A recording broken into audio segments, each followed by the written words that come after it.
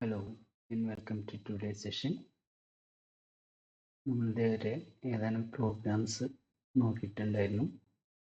സ്റ്റാക്കിൻ്റെ അതേപോലെ sparse മെട്രിക്സിൻ്റെ. So നമുക്ക് data structures പഠിക്കണമെങ്കിൽ ഒപ്പം ലാബിലെ പ്രോഗ്രാംസും കൂടെ ചെയ്ത് നോക്കാതെ എളുപ്പമായിരിക്കില്ല. അപ്പം അതിന് വേണ്ടിയിട്ട് ഓൺലൈനായിട്ട് നമുക്ക് എങ്ങനെ പ്രോഗ്രാം ചെയ്യാം എന്നുള്ളതാണ് ഇന്ന് നമ്മളോട് എക്സ്പ്ലെയിൻ ചെയ്യാൻ പോകുന്നു. സോ അതിന് വേണ്ടിയിട്ട് നമുക്ക് ഓൺലൈൻ GDB എന്ന് പറയുന്ന ഒരു ഓൺലൈൻ സൈറ്റ്, അത് online compiler and debugger for C and C++ languages ഒരു ഓൺലൈൻ സൈറ്റ് അവൈലബിൾ ആണ്. ഇതിൻ്റെ പ്രത്യേകത എന്ന് പറയുന്നത് നമുക്ക് ഒരു ക്ലാസ് റൂം ഇതിൽ ക്രിയേറ്റ് ചെയ്യാൻ കഴിയും. ഇവിടെ ക്ലാസ് റൂം എന്ന് പറയുന്ന ഓപ്ഷൻ ഉണ്ട്, അത് ക്രിയേറ്റ് ചെയ്യാൻ കഴിയും. അങ്ങനെ ക്ലാസ് റൂം ക്രിയേറ്റ് ചെയ്ത് കഴിഞ്ഞാൽ ടീച്ചറായിട്ട് ലോഗിൻ ചെയ്യുന്നവർക്ക് പ്രോഗ്രാം അസൈൻമെൻറ്റ്സ് കൊടുക്കാം. അത് സ്റ്റുഡൻസിന് ചെയ്യാം. അങ്ങനെ ചെയ്ത് സബ്മിറ്റ് ചെയ്ത് കഴിഞ്ഞാൽ ടീച്ചേഴ്സിന് കുട്ടികൾ ചെയ്ത് പ്രോഗ്രാംസ് റൺ ചെയ്ത് നോക്കി കറക്റ്റാണോ അല്ലെങ്കിൽ പറയാൻ കഴിയും. അതിനൊക്കെയുള്ള ഫെസിലിറ്റി പ്രൊവൈഡ് ചെയ്യുന്ന ഒരു സൈറ്റാണ്. പക്ഷെ ഇത് ഉപയോഗിക്കണമെന്നുണ്ടെങ്കിൽ നിങ്ങൾ ആദ്യം ഒന്ന് സൈൻ അപ്പ് ചെയ്യേണ്ടി വരും. അപ്പം അതിൻ്റെ പ്രൊസീജിയറാണ് ഇപ്പോൾ നോക്കാൻ പോകുന്നത്. നമ്മൾ ഗൂഗിൾ എടുത്തിട്ട് അതിൽ ഓൺലൈൻ GDB എന്നൊന്ന് സെർച്ച് ചെയ്യാം. ഓൺലൈൻ GDB എന്ന് സെർച്ച് ചെയ്ത് കഴിഞ്ഞാൽ onlinegdb.com എന്ന് പറയുന്ന ഒരു സൈറ്റ് നമുക്ക് അവൈലബിൾ ആവും. ആ സൈറ്റ് ഓപ്പൺ ചെയ്ത് കഴിഞ്ഞാൽ എന്താണ് ആ സൈറ്റ് ഉണ്ടാവുക.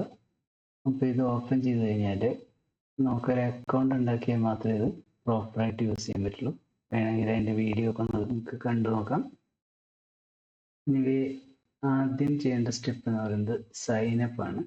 സോ സൈനപ്പ് എന്ന് പറയുന്ന ഓപ്ഷൻ എടുക്കുക.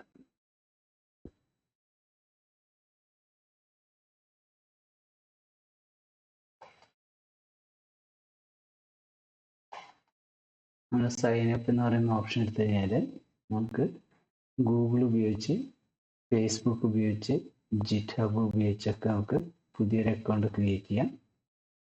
നമുക്ക് ഏറ്റവും ഈസി എന്ന് പറയുന്നത് ഗൂഗിൾ പ്ലസ് ഉപയോഗിച്ചുകൊണ്ട് സൈനപ്പ് ചെയ്യുന്നതായിരിക്കും. സോ ഗൂഗിൾ പ്ലസ് നോക്കുക. ഇപ്പം നമുക്ക് കറൻ്റ്ലി ആഡ് ചെയ്തിട്ടുള്ള എല്ലാ അക്കൗണ്ടുകളുടെയും ഡീറ്റെയിൽസ് അവിടെ കാണും.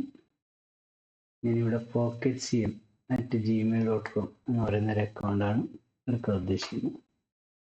സോ അത് ക്ലിക്ക് ചെയ്ത് കഴിഞ്ഞാൽ ആ പേരിൽ ലോഗിൻ ചെയ്യാൻ കഴിയുന്ന ഒരു അക്കൗണ്ട് ക്രിയേറ്റ് ആവും. അപ്പോൾ ഇത്രയും നമ്മൾ ചെയ്ത് കഴിയുമ്പോൾ ഓൺലൈൻ GDB എന്നതിൽ ഒരു അക്കൗണ്ട് നിങ്ങൾക്ക് ക്രിയേറ്റ് ആവും. ദെൻ ഇതേപോലൊരു സ്ക്രീൻ കിട്ടും. അതിൻ്റെ ശേഷം നമുക്ക് ലാംഗ്വേജ് ഏതാണ് വേണ്ടെങ്കിൽ അത് സെലക്ട് ചെയ്യാൻ പറ്റും.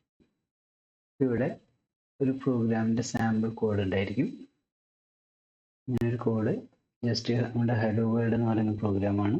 ഇത് റൺ ചെയ്ത് നോക്കണമെങ്കിൽ റൺ എന്ന് പറയുന്ന ഓപ്ഷൻ ക്ലിക്ക് ചെയ്ത് കഴിഞ്ഞാൽ പ്രോഗ്രാം റൺ ചെയ്യും. റൺ ചെയ്തിട്ട് നമുക്ക് ഔട്ട്പുട്ട് ഹലോ വേൾഡ് എന്ന് പറയുന്ന ഔട്ട്പുട്ട് ഇവിടെ കിട്ടിയിട്ടുണ്ടാവും. ഇത് ജസ്റ്റ് ഹലോ വേൾഡ് പ്രിന്റ് ചെയ്യാനുള്ള പ്രോഗ്രാം. അപ്പോൾ അവിടെ കിട്ടിയിട്ടുണ്ടാവും. എൻ്റർ അടിച്ച് കഴിഞ്ഞാൽ തിരിച്ച് നമുക്ക് എഡിറ്ററിലേക്ക് പോരുകയും ചെയ്യാം.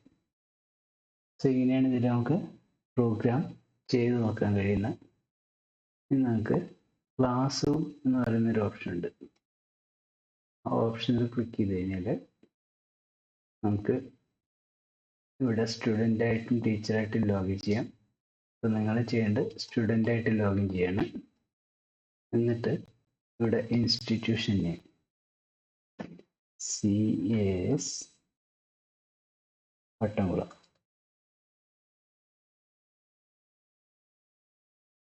എന്ന് കൊടുക്കുക.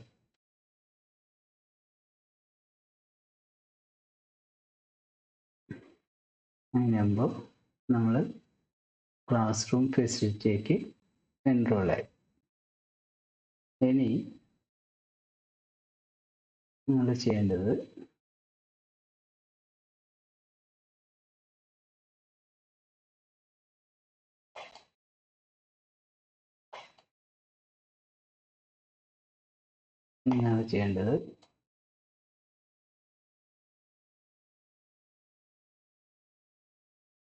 ഇത് എൻ്റെ അക്കൗണ്ടാണ്, ഇത് ടീച്ചർ അക്കൗണ്ടാണ്. ഇപ്പോൾ ഈ ടീച്ചർ അക്കൗണ്ടിൽ ക്ലാസ് റൂം എടുത്തു കഴിയുമ്പോൾ ഞാനവിടെ E4DS എന്ന പേരിലൊരു ക്ലാസ് റൂം ക്രിയേറ്റ് ചെയ്ത് വെച്ചിട്ടുണ്ട്. സോ അതിലേക്ക് നിങ്ങൾ ലോഗിൻ ചെയ്യാനുള്ളതാണ് അടുത്ത ആവശ്യം. അതിന് വേണ്ടിയിട്ട് ആൾറെഡി ഒരു 2 സ്റ്റുഡൻസ് എൻറോൾ ചെയ്തിട്ടുണ്ട്. ഇൻവൈറ്റ് സ്റ്റുഡൻസ് എന്ന് പറയുന്ന ഒരു ഓപ്ഷൻ ഉണ്ട്. അപ്പോൾ അത് വെച്ചിട്ട് നമുക്ക് സ്റ്റുഡൻസിൻ്റെ ഇൻവൈറ്റ് ലിങ്ക് കിട്ടും. നിങ്ങൾക്ക് കിട്ടില്ല, ഞാൻ കോപ്പി ചെയ്തിട്ട് നമ്മുടെ ഗ്രൂപ്പിൽ ഇടും. കോപ്പി ചെയ്തതിൻ്റെ ശേഷം ഞാൻ ഗ്രൂപ്പിൽ പേസ്റ്റ് ചെയ്തിട്ടുണ്ടെങ്കിൽ